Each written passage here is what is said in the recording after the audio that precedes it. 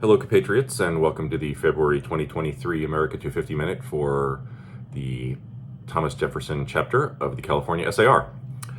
You may remember a couple of months ago we discussed how the Crown began to interfere with the judicial system in the colonies, and that committees of correspondence began to form as a result. These committees were particularly active in the Massachusetts Bay Colony, and it didn't take long for the royal government to notice. In a letter to King George III, Thomas Hutchinson, governor of the colony, described the Boston Committee of Correspondence as deacons and atheists and, quote, black-hearted fellows whom one would not choose to meet in the dark. The king very much approved of the temper and firmness of the governor, but was concerned lest, quote, the inhabitants of Boston should be deluded into acts of disobedience and the most atrocious criminality toward individuals. However, His Majesty found consolation in the governor's reassurance that the, quote, influence of the malignant spirits was daily decreasing, and, quote, that their mischievous tenets were held in abhorrence by the generality of the people. But contrary to the governor's reports, at least 80 towns in the colony, including almost every one of the larger towns, had chosen their committees, and Samuel Adams was already planning how to effect a union of all the colonies in Congress. When the Massachusetts Assembly met in February of 1773, the governor, in his speech to the two houses, challenged them to either admit or disprove the supremacy of Parliament.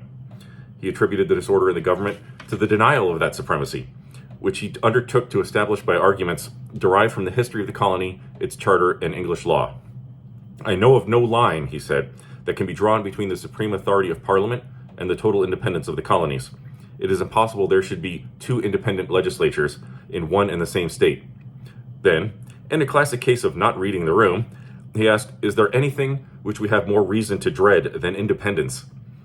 He therefore invited the legislature to adhere to his principles or convince him of his error, expecting them to toe the royal line, knowing that the other option was war. What chance did colonial farmers have against the vaunted British army? None, surely. I won't spoil the ending on that one for you. Hutchinson's miscalculation was total. Samuel Adams jumped on the governor's ultimatum and sent copies throughout the colony.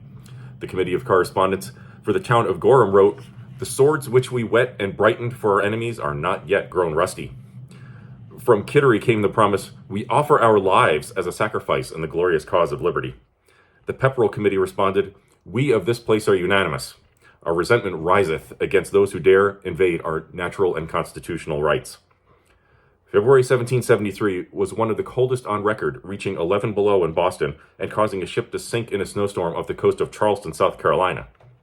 It may have been freezing outside, but the fire in the hearts of our patriot ancestors was burning brighter by the day. I'll see you next month, and everyone stay safe and healthy. God bless America.